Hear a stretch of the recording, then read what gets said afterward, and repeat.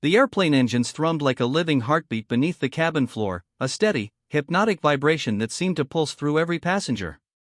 Flight 742 was slicing through a crystal-clear Midwest sky, and for a moment, the world outside seemed impossibly serene, the wing glinting silver against endless blue, clouds stretching like soft islands below. Inside, though, the atmosphere was another story. There was a brittle kind of quiet in the air, the restless hum of passengers filling the cabin with a low, uneasy murmur, a child fussing 2 rows ahead, the metallic clatter of an overhead bin closing, someone clearing their throat too loudly. I leaned back in my seat, pressing my shoulder lightly against Emily's as she slept. Her head rested against me, her dark hair tickling my arm, and she was wrapped in the soft airline fleece we always insisted on carrying for long flights. I found comfort in her presence, comfort in routine. Traveling had always been a mix of thrill and chaos, and she was the calm center of my orbit. But then, like a splinter in the quiet, a high-pitched, insistent voice shattered the fragile calm. "Excuse me. That's my blanket." At first, I thought it might be a child or a distracted passenger making a fuss. But when I turned my head, my stomach sank. She was standing directly over Emily. Mid-40s, impeccable posture, hair perfectly styled, trench coat sharpened beige, the kind of woman who walked into a room expecting attention, expecting compliance. Her eyes were wide, urgent, scanning the blanket around my wife with a kind of predatory precision. "My blanket," she repeated, voice slicing through the cabin's hum. "I need it." I froze for a second, unsure whether to intervene or wait for her to realize her mistake. My hand instinctively found Emily's shoulder, resting there protectively. She stirred slightly, sleep fog in her eyes, and murmured, "What's happening?" I opened my mouth to explain, but the woman Karen, as I would later learn, was already escalating. "No, you don't understand," she snapped. "That's the airline's blanket, and I specifically requested one for my row. You're hoarding it." "Sir," Emily's voice was quiet, almost apologetic, "I think there's been a mistake. This is my blanket." Karen's eyes flicked toward me, narrow and sharp. "No mistake," she said. "I've been flying first class my whole life. I know what's mine." The cabin felt suddenly smaller, a hum of engines and the low murmur of passengers fading beneath the charged tension between us. I could feel my pulse quicken, the familiar hum of unease prickling at my skin. The dread of a confrontation, one that could spiral beyond words, settled in my chest. Then came the calm, professional counterpoint, a soft but commanding voice. "Ma'am, please return to your seat immediately." The flight attendant arrived like a guardian angel stepping out of the haze of conflict. Ms. Ramirez, tall, composed, dark hair pulled into a tight bun, uniform crisp, stood firmly between Karen and Emily. There was an undeniable authority in her posture, a quiet confidence that radiated calm control. Karen's lips pressed into a thin line, her eyes flicking from Emily to me to Ms. Ramirez. "You don't understand. I requested that blanket." Ms. Ramirez's voice was measured, unyielding. "Ma'am, each passenger is allotted one blanket. This blanket belongs to your seatmate. You must return to your row." The woman Karen paused, a flash of fury crossing her face. She leaned slightly toward Emily, hand twitching dangerously near the fleece. A shiver ran through me as instinct kicked in, my hand gripped Emily's shoulder a little tighter. "Do not touch her," I said, my voice low but sharp. Karen froze, nostrils flaring, eyes narrowing. And then, almost imperceptibly, Ms. Ramirez shifted her stance. One hand reached subtly toward the intercom, the other resting lightly on her hip. The position was deliberate, magnetic, a subtle assertion of absolute control. "This is your final warning, ma'am," Ms. Ramirez said. "Return to your seat now." Something in Karen broke, but not fully.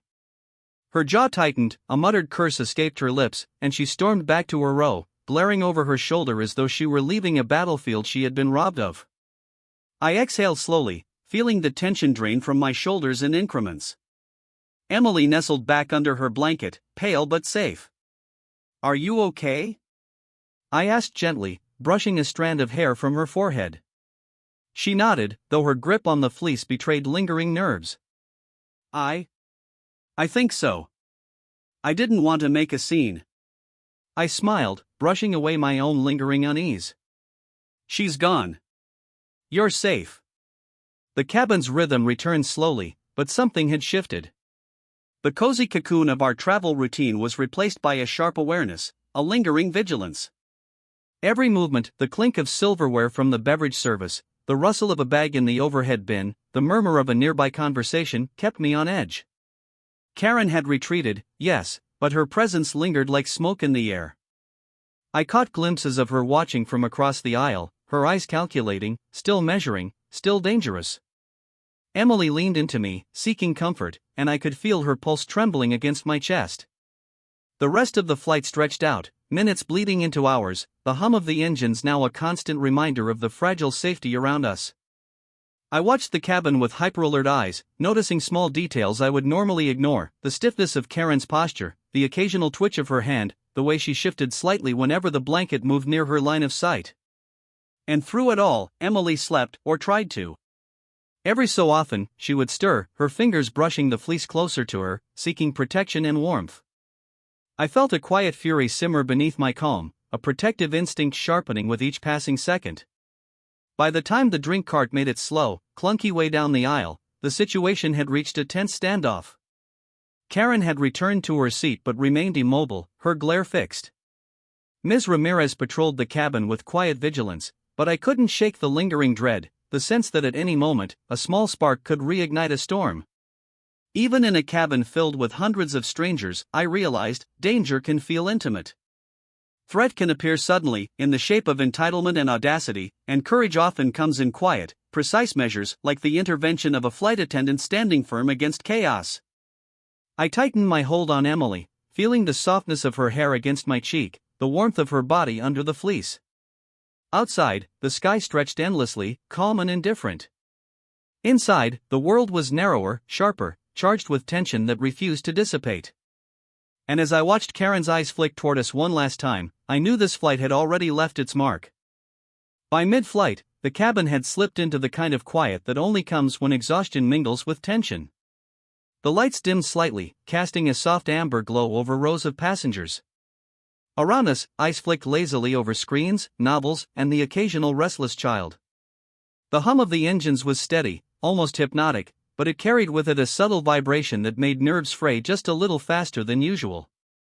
Emily rested against me, curled in the small cocoon of her blanket.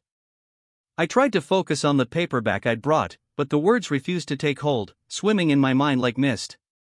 My thoughts kept drifting to Karen, the woman who had erupted over a simple fleece, whose glare still lingered in my memory like smoke in a closed room. I could feel her presence, though physically distant. She radiated entitlement, her aura sharpened by the small space and our vulnerability in it. I caught movement out of the corner of my eye. Karen had returned to her seat across the aisle, but she wasn't idle. Her posture was tense, controlled, and her eyes kept flicking toward Emily. Every now and then, her gaze lingered just a moment too long, assessing, calculating, measuring the blanket's contour over my wife's lap as if she were mapping the terrain for an invasion.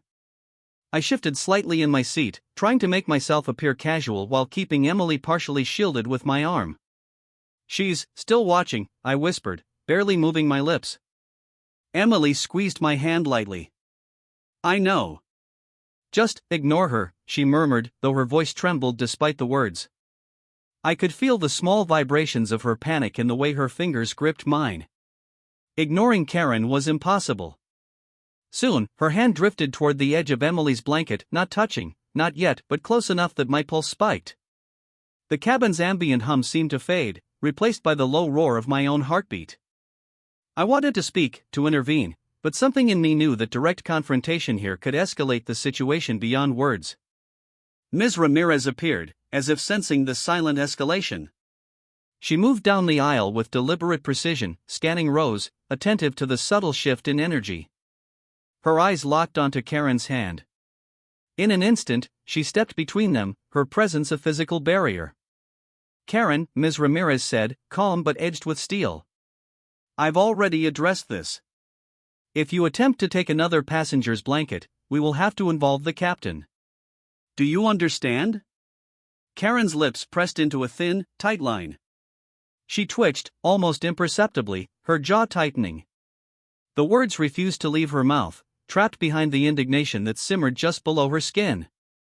I watched her pulse in her temple, visible even across the aisle, each beat a signal of the frustration building inside her. Emily exhaled softly, almost imperceptibly against my chest. "Do you think she's dangerous?" she whispered, eyes wide, still gripping her blanket. I shook my head, though my own gut twisted with unease. "I don't know," I admitted. "But Ms. Ramirez is here.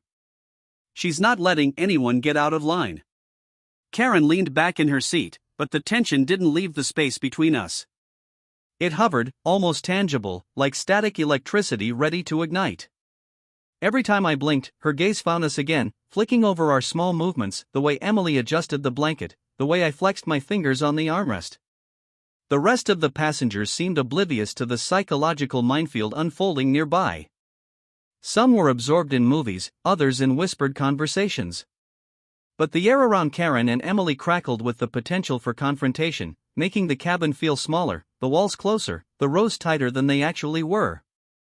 Then the plane shifted. A bump, subtle but insistent, rattled the fuselage. Turbulence. My stomach dropped, but so did my attention, now split between the natural instability of the aircraft and the human instability across the aisle. The seatbelt sign blinked on, and passengers murmured reassurances to themselves or clutched armrests as the plane wobbled slightly against the wind currents. Karen's eyes followed Emily's every subtle move, and the tremor in the plane seemed almost synchronized with the tremor in my chest. Ms. Ramirez remained vigilant, moving smoothly along the aisle, her gaze trained on both Karen and the rest of the cabin. She was a quiet, unshakable anchor, and yet I could feel the tension bleeding into the environment like ink spreading in water. The turbulence grew heavier, jolting the cabin. I could feel Emily tense against me. "I hate this," she murmured. Her fingers dug into mine instinctively, and I squeezed back, offering a protective rhythm. "We're okay," I whispered, though my own voice sounded strained even to me. Minutes felt like hours. Karen's chest rose and fell sharply with her breathing, her hands clenching at her sides. She shifted, a subtle movement, one hand brushing the edge of the blanket again, just shy of contact. I stiffened, muscles taut, ready to intervene if necessary. Ms. Ramirez appeared at the end of the row, calmly intercepting Karen's subtle gestures. "Ma'am," she said, low and measured, "any further attempts to take another passenger's belongings will result in reporting to the captain and airport authorities. Please stay in your seat." Karen muttered something, almost inaudible, a hiss of frustration that sounded more like a warning than an apology. She slumped back in her seat but remained rigid, her eyes narrowing, watching Emily like a hawk waiting for a misstep. Finally, the turbulence eased. The engines hummed steadily again, and passengers began to relax slightly, though the earlier tension had left the cabin with an invisible residue. The soft rattle of the beverage cart moving down the aisle sounded unusually loud, almost intrusive. Emily exhaled, pressing her face lightly into my chest. "I can't believe that's still happening," she whispered, shivering not from cold but from lingering anxiety. I stroked her hair, heart still hammering. "It's under control," I said. "Ms. Ramirez isn't letting anything get out of hand." The flight continued, hours stretching slowly as the Midwest sprawled far below us. Each minute, each subtle interaction, each shift in Karen's gaze reminded me that safety wasn't just a matter of mechanics or seatbelts, it was about the boundaries people respected, and the consequences of those who didn't. Finally, I allowed myself a shallow breath of relief when the captain's voice came over the intercom, calm and professional, announcing our descent. The wheels would soon touch down. The end of the flight drew closer, but the psychological turbulence had lingered long past the first encounter, leaving a raw awareness that human unpredictability could be as destabilizing as the roughest wind currents. I glanced at Emily, still holding the blanket close, eyes flicking briefly toward Karen, who had returned fully to her seat but remained a fixed point of unease. "Almost there," I said softly. "We'll be on solid ground soon." Her fingers tightened on mine. "I hope so," she whispered. "I can't handle another episode." I nodded, knowing she meant it. The tension hadn't fully lifted, and the memory of Karen's glare, sharp, entitled, unrelenting, would linger in the cabin of my mind long after we landed. But for now, the plane moved steadily forward, and with Ms. Ramirez's vigilant presence, the threat had been contained. Outside, the sky stretched endlessly, indifferent. Inside, the confined space of Flight 742 had taught me something vital, that courage, presence, and decisive authority could contain chaos in ways that brute force never could. And sometimes, simply holding someone safe and refusing to yield was the most profound act of courage there was. The tires of Flight 742 screeched against the tarmac, a harsh contrast to the steady drone of the engines we had grown accustomed to over the past hours. Relief washed over the cabin in waves, punctuated by the polite, obligatory applause from passengers grateful to have their feet back on solid ground. But for Emily and me, the tension of the past hours hadn't fully lifted. Karen, that shadow of entitlement and aggression, had receded physically, but her presence lingered like a specter in the memory of the flight. The cabin doors opened, releasing a rush of air scented with jet fuel, asphalt, and the faint warmth of human bodies packed together for hours. Passengers hurried to gather belongings, pulling at straps, zipping bags, and clattering overhead compartments. Around us, the murmur of excited voices and the scrape of rolling luggage filled the space, a cacophony that, strangely, was comforting in its normalcy. Emily tucked the blanket closer around her shoulders, her grip still tight. I could see the faint paleness in her cheeks, the slight tremor in her hands. "I think it's finally over," she said softly, her voice carrying a blend of exhaustion and lingering anxiety. I nodded, brushing a strand of hair from her face and holding her hand tightly. "Yeah. It's over." Across the aisle, Karen rose from her seat with a slow, deliberate motion. Her face was taut with anger, the sharp lines of her jaw emphasizing the intensity she had carried throughout the flight. She muttered something under her breath, a barely audible threat, or maybe a promise. Ms. Ramirez, ever vigilant, intercepted her immediately. The two women engaged in a low, private exchange at the end of the aisle.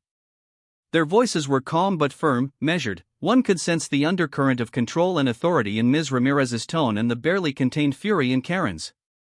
I couldn't hear the words clearly, but the body language alone was telling. Karen had been stopped, her escalation halted before it could reach a climax, forced to acknowledge boundaries she had tried so hard to ignore. Emily exhaled against my shoulder. That went okay, right?" she whispered, eyes wide. "Yes," I replied, trying to sound confident even as the adrenaline lingered in my veins. Ms. Ramirez handled it. She made sure nothing escalated. We gathered our belongings slowly, the cabin now a blur of movement, shuffling passengers, and overhead bins. Each step toward the aisle was cautious, a delicate balance of anticipation and relief. Karen had returned to her seat, but the sharp memory of her glare followed us like a shadow. Every muscle in my body remained alert, just in case, though I knew logically the worst was behind us. Once the last passengers filed out, we made our way down the narrow aisle. Emily's hand never left mine, her grip a quiet plea for reassurance. "Next time," she murmured with a weak laugh, "we bring 2 blankets." I chuckled softly, squeezing her hand. "Deal. 2 blankets, no exceptions." Outside the plane, the smell of tarmac was stronger, mingling with jet fuel and the faint hum of idling engines. The sunlight felt impossibly bright after the dim interior of the cabin, and I realized for the first time how much the closed space of Flight 742 had amplified every heartbeat, every twitch of nerves, every flicker of tension. As we stepped toward the terminal, I caught a glance of Karen, escorted by Ms. Ramirez, being subtly guided by another crew member. She shot one last glance in Emily's direction, a mixture of fury and frustration, but it carried no real power anymore. The authority of the flight attendant, the firm boundaries set hours earlier, had neutralized her audacity. Inside the terminal, the chaos of travelers, announcements, and rolling luggage felt almost soothing. The normality of people moving through space, the everyday rhythm of life, was a stark contrast to the psychological turbulence we had endured in the air. I realized then that what we had faced wasn't just about a blanket, it was about control, respect, and the unspoken agreements that hold society together, even thousands of feet above the ground. Emily leaned against me, finally allowing her shoulders to relax. "I can't believe how tense that was," she said softly, a tremor of humor breaking through the residual fear.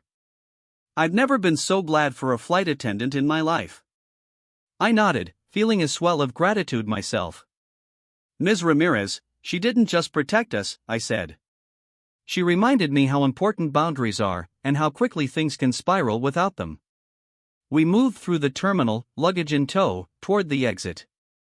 The sunlight spilled through the glass doors, a warm, reassuring glow that felt almost therapeutic after hours of enclosed tension.